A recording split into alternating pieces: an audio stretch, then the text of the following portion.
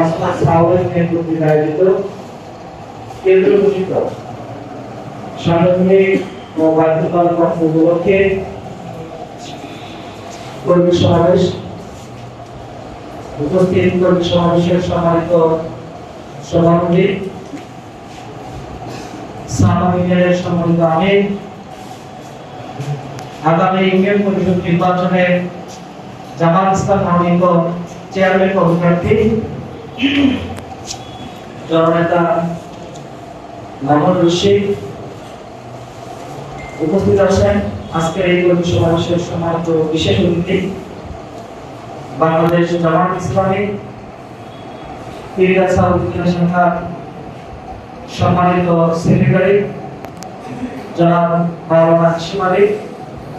উপস্থিত আছেন ইউনিয়নের বিভিন্ন পর্যায়ের দায়িত্বশীলবৃন্দ,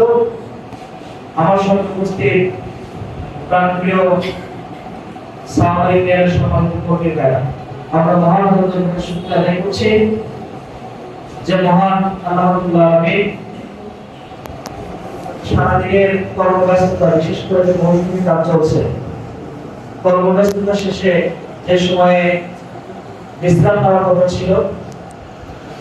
সেই বিশ্রামকে উপেক্ষা করে দিনের নামে সারাদিন